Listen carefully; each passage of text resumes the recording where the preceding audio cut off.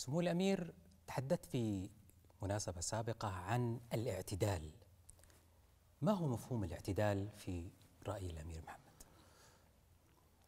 طبعا يعني هذا كلمة واسعة للغاية، ويعني كل الفقهاء المسلمين والعلماء من أكثر من 1000 سنة هم يجتهدون بما هو مفهوم الاعتدال. فما أعتقد أنه أنا في موقع أقدر أشرح وش مفهوم الاعتدال، بقدر ما أنه ألتزم بدستور المملكة العربية السعودية اللي هو القرآن والسنة ونظامها الأساسي للحكم، وتطبيقه على أكمل وجه بمفهوم واسع يشمل الجميع. هذا يقودني إلى سؤال ثاني اللي هو مساحة الشريعة في الدولة، يعني على مستوى الدستور، على مستوى القضاء، على مستوى الفضاء العام، على مستوى حريات الأفراد. مثل ما ذكرت لك، دستورنا هو القرآن، كان والآن وسوف يستمر للأبد، ونظام أساسي الحكم ينص على ذلك بشكل واضح للغاية. احنا كحكومة أو مجلس الشورى كمشرع أو الملك كمرجع للسلطات الثلاثة ملزم بتطبيق القرآن بشكل أو آخر، لكن في الشأن الاجتماعي والشأن الشخصي احنا فقط ملزمين بتطبيق النصوص اللي منصوص عليها بالقرآن بشكل واضح. يعني لا يجب أن يطرح عقوبة شرعية بدون نص قرآني واضح أو نص صريح من السنة. طبعا لما أتكلم عن نص صريح من السنة، أغلب المدونين الحديث في تدويناتهم يصنفون الحديث بناء على تصنيفهم الخاص مثل البخاري أو مسلم أو غيره أنه حديث صحيح أو حسن أو ضعيف، لكن في تصنيف آخر هو الأهم اللي هو الحديث المتواتر والآحاد والخبر، وهو المرجع الرئيسي في استنتاج الأحكام واستنباطها من الناحية الشرعية.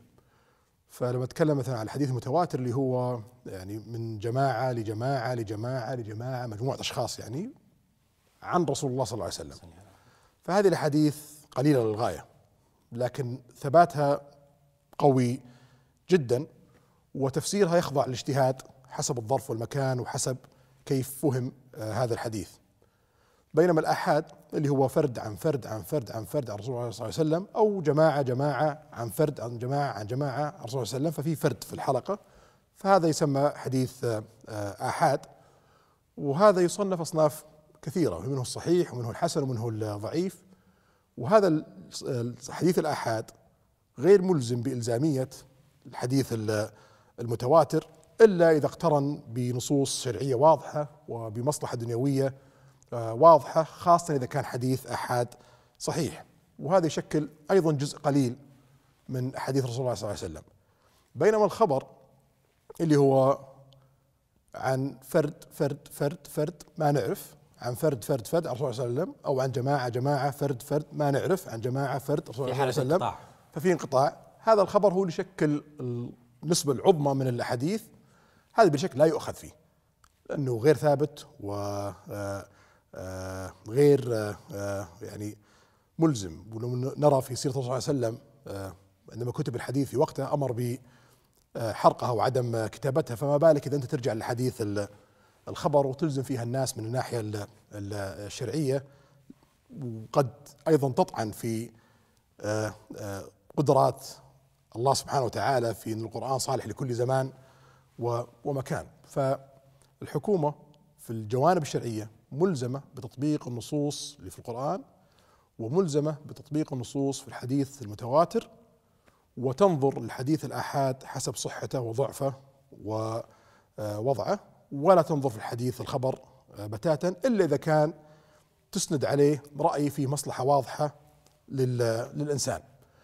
فلا عقوبة على شأن ديني إلا بنص قرآني واضح، وتطبق هذه العقوبة بناء على كيفية طبقها رسول الله صلى الله عليه وسلم. فيعني مثلا لو بضرب مثال الزنا، الزاني الغير محصن يجلد، الزاني المحصن يقتل، وهذا نص واضح. لكن عندما أتت الزانية رسول الله صلى الله عليه وسلم وقالت يا رسول الله أنا زنيت بما معناته الحديث الذي نحفظه نصا، صد عنها أكثر من مرة إلى ما صرت عليه. بعدين قال لها اذهبي لي من تاكدين انت حامل ولا لا. عادت له مره اخرى ونفس السيناريو تكرر، وقال لها اذهبي حتى تضعين. وعادت له مره اخرى وقال لها اذهبي حتى تفطميه، وممكن ما ترجع، ولا سال عن اسمه ولا سال عن من هي. فكون انك تاخذ النص القرآني وتطبقه بطريقة غير اللي طبقها الرسول صلى الله عليه وسلم، وتبحث عن الشخص اللي تثبت عليه التهمة، بينما الرسول أتاه المتهم معترف وعامل بهالطريقة، هذا ليس شرع الله. وأنك تجي تطبق نص شرعي، تطبق عقوبة بحجة أنها عقوبة شرعية ولا يوجد فيها نص للمعاقبة في القرآن أو في الحديث المتواتر، هذا أيضا يعني تزييف للشريعة. فالله سبحانه وتعالى عندما أراد أنه نعاقب على جرم شرعي نص عليه، وعندما حرم شيء ووعد بالعقاب في الآخرة لم ينص ويأمرنا كبشر بأن نعاقب عليه، وترك الأمر للفرد بأنه يختار وحسابه يوم الدين. وفي الأخير الله غفور رحيم ويغفر كل شيء إلا أن يشرك به. فهذا هو المنهج الصحيح للتطبيق القرآن والسنة بناء على دستورنا ونظام الأساسي الحكم. أنتم سمو الأمير ملزمون بمدرسة معينة، يعني مثلا مدرسة الشيخ محمد عبد الوهاب هي التي ستفسر هذا القرآن وهذه الأحاديث؟ طويل العمر احنا متى ما ألزمنا نفسنا بمدرسة معينة أو بعالم معين معناته ألهنا البشر. الله سبحانه وتعالى والرسول صلى الله عليه وسلم لم يضع الله سبحانه وتعالى بينه وبين الناس حجاب، أنزل القرآن والرسول صلى الله عليه وسلم طبقه على الأرض، والاجتهاد مفتوح للأبد. والشيخ محمد الوهاب لو خرج من قبره ووجدنا نلتزم بنصوصه ونغلق عقولنا للاجتهاد ونؤلهه أو نضخمه، لأول من عارض هذا الشيء. فلا يوجد مدرسة ثابتة ولا يوجد شخص ثابت.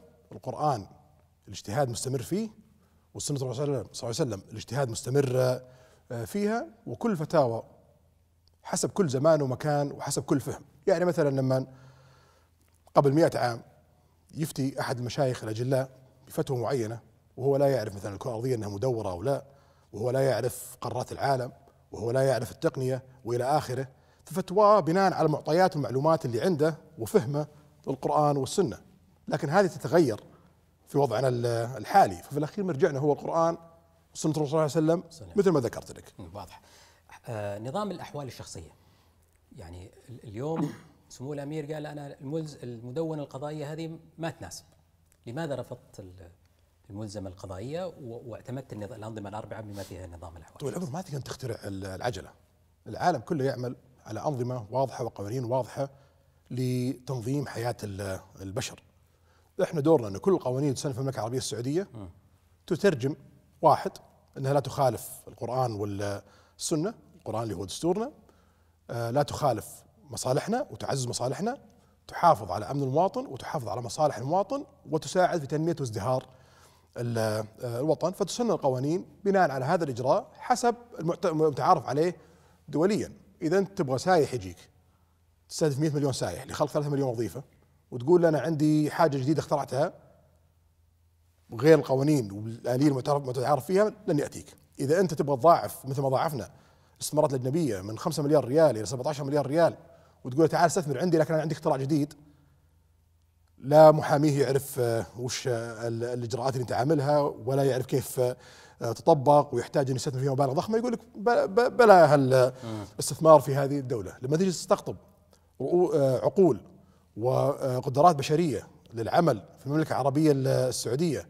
وتقول أنا عندي اختراع جديد لطريقة عمل قوانين وسن القوانين، لن يأتيك أي أحد. فأنت تملئ القوانين المتعارف عليها دوليا بناء على دستورك القرآن، وبناء على مصالحك، وبناء على مستهدفاتك، وبناء على حفظ أمن ومصالح المواطن والدفع بتنمية وازدهار الوطن. الرؤية تجسد معنى الانفتاح على العالم.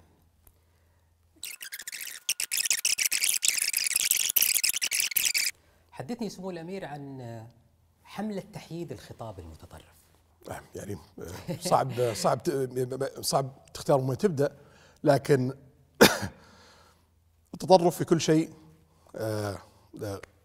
غير جائز. والرسول صلى الله عليه وسلم تكلم في أحد أحاديثه بأنه يعني يوم من الأيام سوف يخرج من هو يتطرف، إذا خرجوا اقتلوهم، ولا تغلوا في دينكم فما أهلك الأمم اللي قبلكم لغلوهم في دينهم.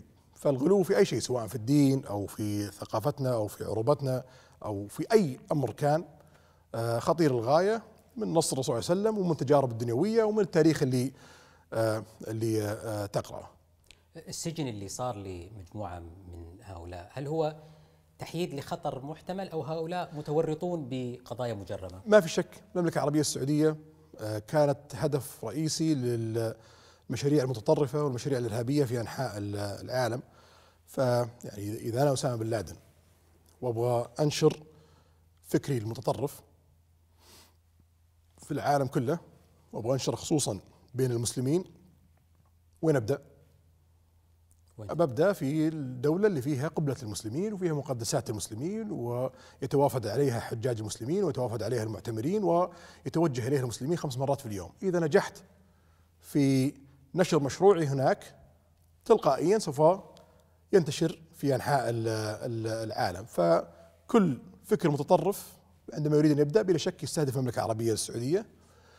كنا في مرحلة من المراحل، في مرحلة صعبة جدا، في يعني خلينا نقول من الخمسينات إلى السبعينات، المشروع العروبي والمشاريع الاشتراكية والشيوعية وغيرها من المشاريع في المنطقة اللي أعطت فرصة لكثير من الجماعات المتطرفة بأنها تدخل بشكل أو آخر المملكة العربية السعودية وتصل إلى مواقع مختلفة سواء في الدولة أو في الاقتصاد إلى آخره. نتج عنها يعني عواقب لا تحمد عقباها، وشفنا أثرها في السنوات الماضية. اليوم ما نقدر ننمو، ما نقدر نجذب رؤوس أموال، ما نقدر نعمل سياحة، ما نقدر نتقدم بوجود فكر متطرف في المملكة العربية السعودية. إذا تبغى ملايين الوظائف، إذا تبغى البطالة تنزل، إذا تبغى الاقتصاد ينمو، إذا تبغى دخلك يتحسن، يجب أن تستأصل هذا المشروع لمصلحة دنيوية، ناهيك عن مصلحتك أمام الله سبحانه وتعالى، بأنه هؤلاء لا يجب أن يمثلون ديننا الحليف ومبادئنا السمحة بشكل أو آخر. فما في شك هذه جريمة، لأن نتج عنها إنشاء منظمات إرهابية، نتج عنها إنشاء جماعات متطرفة قتلت أرواح في جميع أنحاء العالم، قتلت أرواح في المملكة العربية السعودية، أضاعت مصالح اقتصادية. فهذا عمل إجرامي غير قانوني مجرم بناء على قوانين المملكة العربية السعودية. فأي شخص يتبنى منهج متطرف حتى لو لم يكن إرهابي فهو مجرم يحاسب عليه القانون. ما هي فلسفتك سمو الأمير في السياسة الخارجية؟ مصالح المملكة العربية السعودية، هذه هي الفلسفة، ما في شك. سياستنا الخارجية كلها قائمة على مصالحنا وحفظ أمننا.